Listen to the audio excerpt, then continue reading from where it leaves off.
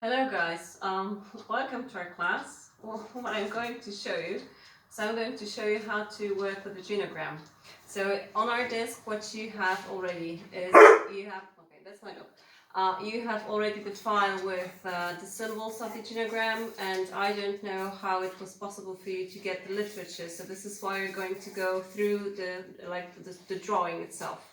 So the genogram as a method, it might be used during several sessions when you are just building up the genogram with the family. But at the same time, it might be a tool that is going to be like the basic tool of the whole therapy. So it's possible to work with the genogram throughout the year or year and a half. And this way, the therapeutic process is all sort of referring to the content of the genogram. So what I'm going to do right now is I'm going to show you how to draw the genogram of the family, and then you will be asked some questions afterwards to work on them back at home. Okay, so let's start. What we're going to have is we're going to have a family that is a family of four. So just let's imagine that we have a dad, and this is the symbol of the dad, and then we have mom. So as you read, the dad is this is symbol of male. This is female symbol, and then this is the way that you will draw the marriage. Okay, so what we have is we have the drawing of the married couple, and right now what I'm going to do, I'm just going to put the children here. So we have the daughter here, and we have a son. And if the family would be the family that the son would be the delegated patient. So this is the way that we will make it visible on the genogram. So this is the very simple and very basic way of drawing the family. And now, as you're done with that, what you can do is you can put some more information. So just let's give them the names. This will be dad, mom. This will be daughter. Let's call her Jane. And this will be son, okay, as is okay. So now what you can do is you can ask the family for age and then ask about the important dates. So let's say that dad, that he was born, let's say in 1970, so was mom. And let's say that they were a couple since they were 18. So we can put a couple at, let's say, 1988. And now it's time to ask the children for age. So let's say that the girl is 21 and that the son is 18. And this is going to be the rule, that if you have the children starting from the right, this will be the oldest child, and then the next children will be here. So this is when they became a couple. They were 18, but now it's the question that you will ask the family. Okay, so you were the couple from the age of 18, but when did you guys get married? And so this family answered, okay, we are married since, let me see, 1993. So this is when they got married.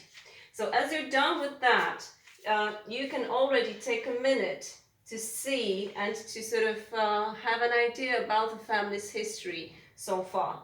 What you can see basically is that they started to be a couple really early, so there must be history behind that. And also what you can do is you can sort of try to ask them or count how old they were when the children were born, any histories behind this. So as you're done with that, what you're going to do is you're going to ask your family, are there any additional important things that were here going on within the family life? And so in this particular family, what mother gave was the story of the extramarital relationships that the husband had. There were 3 of them, and so this is the way you would put it on the genogram with the lines like this. And also it is possible to ask them, when did that happen? And so the father said, okay, the first affair was between 98 and 99. The second affair was between 2001 and 2003. And the second affair was between 2011 and 2013. Okay, let's say it's 2018. Knowing how old the children are, you can easily count how when the couple had children, and does it connect anyway to the date of marital difficulties within a couple. So as you have the genogram looking like this is already you have already possibility to ask so many questions. Of course, depending on what you want to know and what is the function of your genogram during the therapeutic process. Because you might want to stay on this level and understand like how the history of the couple could influence the difficulty of the system of the family. So you can dig into the marital difficulties. You can think about the way that the family developed throughout time. You can search for many different histories. So I will just tell you one history that was behind it, because as you can see, they started to be a couple when they were really young, when they were 18, and so there's a history behind it. Because when they were 18, they were both in the same high school. They were classmates, but then they came from very different environments, and so Dad. When he was 18, just as he finished 18 years of age, he was thrown away by his family, like from his family house. And what happened is that he moved into the home of his future wife. And so it was the moment to ask the parents about their history and about what it was like for them. Who is here? What are the history behind it? What are the family histories of both of the spouses? And so we can ask first mom then dad to give their histories, or we can ask who would like to go first. So it's really important to do that, especially if you have the family with the children that are almost adults, to sort of be able to go on and go through the family stories, because it might be the case that the children will hear the stories that were never told before. And then it will give them maybe some kind of insight to what is going on and what are they really a part of. So basically what we've learned is that mom, she's the older sister, so she has the youngest sister. So this is the way we're going to put it. And well, they have parents. This is mom's dad, and this is her mother. So this is how it looks like. So it's the time to ask, was there anyone in the family, any more children? No, the answer is no. So it's the moment to also ask them, okay, so can you tell me anything about the history of your family? How it is, are the parents still alive? Do you have any stories about it? So what we've learned after asking all those questions is that her younger daughter, she has a husband. The husband is alcoholic, so this is how we're going to put the symbol on it. And then they have a son, and the son is alcoholic as well. Then we'll ask about the parents, how the parents function. Are they okay? Are they healthy? The first answer was yes, it's everything, it's all right. They're alive, they're healthy. But then we'll ask, okay, so how was your family story? What was it like for you? She gave a story of her parents that were married in 1968. And at the time, let me just check. At that time, mother was 22, so she was born in 1946. And the father was older. He was born in 1944. And also, I asked how old is the sister? So the sister is 4 years younger than the mother. So it's 1974. And then I asked about the time when the sister and her husband got married, and it was really quick, because the son was born in 1996, and it was the same time that they got married. So I'm not just going to put here because you're not going to see, but what you can have, you might already have some hypothesis about that, what happened here. So then there was a question also asked about the way that their parents, that the parents of the mother, how did the relationship look like and how did the family life look like. And so there was a story behind it. The father, he was working at the university, and he was very active in like anti-communistic opposition during that time. If you think about it, also, like, this is the systemic thinking, so we're taking, you know, the context under the consideration. You're going to see that they got married in 68. In Polish history, 68 is quite a date. So this is the moment of the huge university rebels against the communistic power, and also it was sort of connected to the situation of Jewish population in Poland. So there is already some kind of, there might be some questions about, you know, the context when these two got together. As you can see, she was really young. She was 22 at that time. Okay, so you can ask about some I don't know, special situations, anything about that family. It would be the question to the mother. And then you will somehow get to know how did the relationships within the family look like. So what I'm going to do today, right now, is I'm going to put the relationship lines. Don't be afraid, because very soon you're not going to see anything, because it's a blackboard in my kitchen. So this is why I'm going to prepare the same genogram for you, like, you know, in a different version, so it's going to be visible. But just to show you how you can, like, get the information from the family. So what I've learned is that we had the same university father and the same guy from the democratic opposition. He was also violent towards the mother and towards both of his daughters. He was not physically violent. It happened at times towards the mother, but he was never physically violent to his daughters. But he was a very furious person, always angry, always doing you know, huge quarrels and difficult times for the family.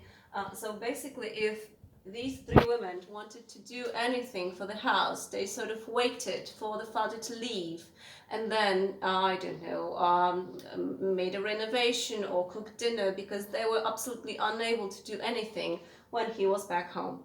So the relationship between them was fused.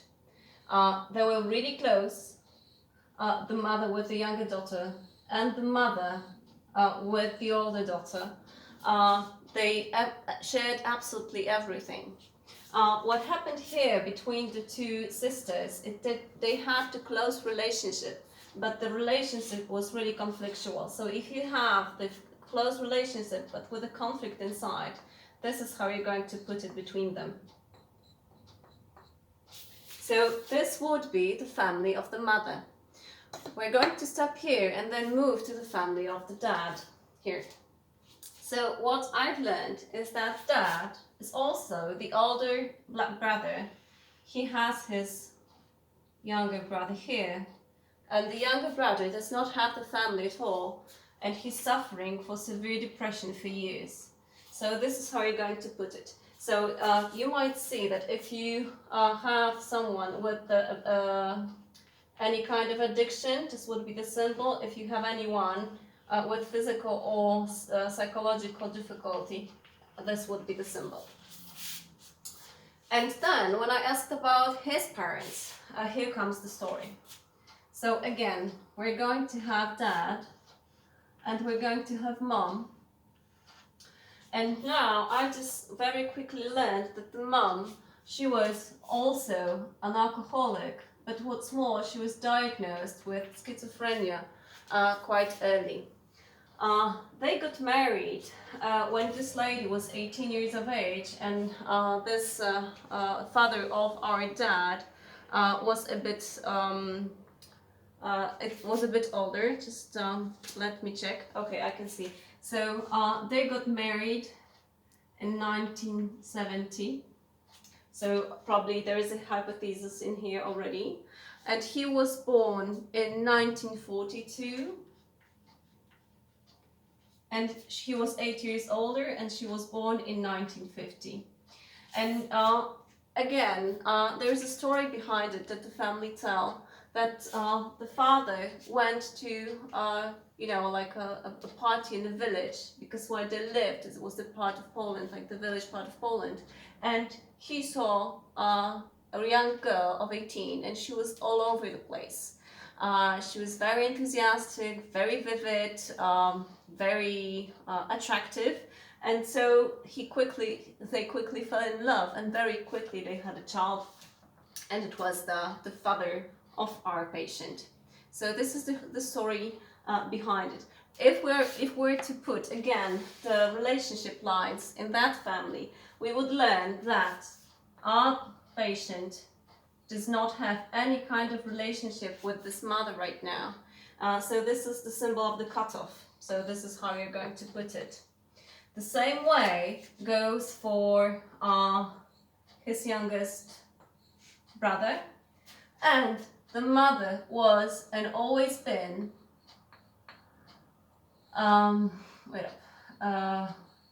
violent towards all the male members of the family. So this is how it would look like. Of course, right now it would be the time, because what we can do later on is we can go up, and we will not do it in my kitchen anymore, but I will provide you with the genogram like that on the piece of on a different file, so you will be able to come up with some hypotheses about this. And also, it's really wise to ask how the family would diagnose the relationships between them at the moment as they are.